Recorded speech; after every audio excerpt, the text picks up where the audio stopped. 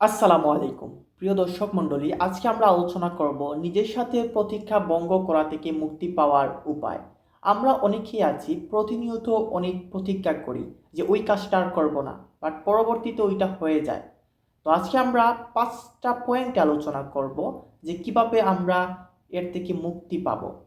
Number 1, কারণ বুঝুন যে কোন কারণে আপনি কাজটি করতে পারছেন না, আপনি আপনার লক্ষ্যে পৌঁছাতে পারতেছেন না। ওইটা কি আপনার ইচ্ছা শক্তির অভাব নাকি পরিকল্পনার অভাব? ওই জিনিসটা আপনাকে প্রথমে আইডেন্টিফাই করতে হবে। নাম্বার 2, আপনাকে ছোট্ট করে শুরু করতে হবে। যে কোনো কাজ, যে কোনো প্রতিজ্ঞা বা যে কোনো টার্গেট আপনি একসাথে বড় করে শুরু করলে ওইটা আপনি পারবেন না, কিছুদিন করার পরে আপনি ডাইভার্ট হয়ে যাবেন। এর জন্য আপনাকে যে কোনো ধরনের পরিকল্পনা আপনাকে ছোট্ট করে শুরু করতে হবে, আস্তে আস্তে ওইটি বড় হবে। নাম্বার 3, নিজের উপর চাপ কমান। আমরা অনেকেই অনেক সময় কোনো ভুল হলে নিজেকে দোষারোপ করতে শুরু করি, কিন্তু মানুষ মাত্রই ভুল। আপনার ভুল হবে, ওইটা মেনে নিয়ে আবার সামনে এগিয়ে যান। যদি আপনি ওইটা করতে না পারেন, আপনি নিজেকে দোষারোপ করে নিজের প্রতি নিজেকে খারাপ লাগে, তাহলে আপনি ডাইভার্ট হয়ে যাবেন, আপনি আপনার লক্ষ্যে পৌঁছাতে পারবেন না। নাম্বার 4, পরিবেশ পরিবর্তন করুন।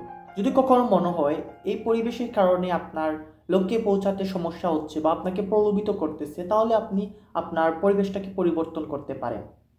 নাম্বার 5, সবচাইতে ইম্পর্টেন্ট এবং আজকের আমার এই ভিডিওর সর্বশেষ পয়েন্ট, সেটা হচ্ছে স্মারক লিখুন। এটা খুবই ইম্পর্টেন্ট। আপনি একটি কাজ করতেছেন, প্রতিদিনের আপনার একটি পরিকল্পনা আপনি খাতায় লিখতে পারেন, বা প্রেরণামূলক কিছু উক্তি, কিছু লেখা, ওগুলো আপনি আপনার পড়ার টেবিলে বা যে কোনো জায়গায় আপনি সাজিয়ে রাখতে পারেন।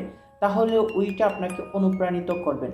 তারপরে আপনি রিমাইন্ডার লিখতে পারেন, আপনার লক্ষ্যটাকে আপনি লিখতে পারেন, আপনার পরিকল্পনাকে আপনি লিখে লিখে রাখতে পারেন।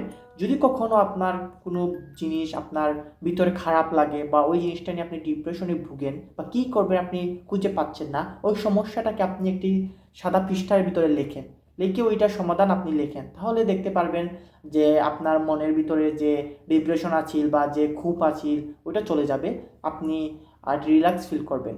তো ওই ছিল আজকে আমার ভিডিওর মূল পয়েন্টগুলো। এই 5টা পয়েন্ট যদি আপনারা মেনে চলতে পারেন, তাহলে আশা করি আপনারা উপকৃত হবেন। সবাই ভালো থাকবেন, সুস্থ থাকবেন, এবং আমার পেজটি সবাই লাইক এবং ফলো করবেন, এবং আমার ইউটিউব চ্যানেলটি সবাই সাবস্ক্রাইব করে পাশে থাকবেন। সামনে আরও ভালো ভালো এফেক্টিভ ভিডিও নিয়ে আসার চেষ্টা করব। সেই পর্যন্ত সবাই ভালো থাকেন। আল্লাহ হাফিজ।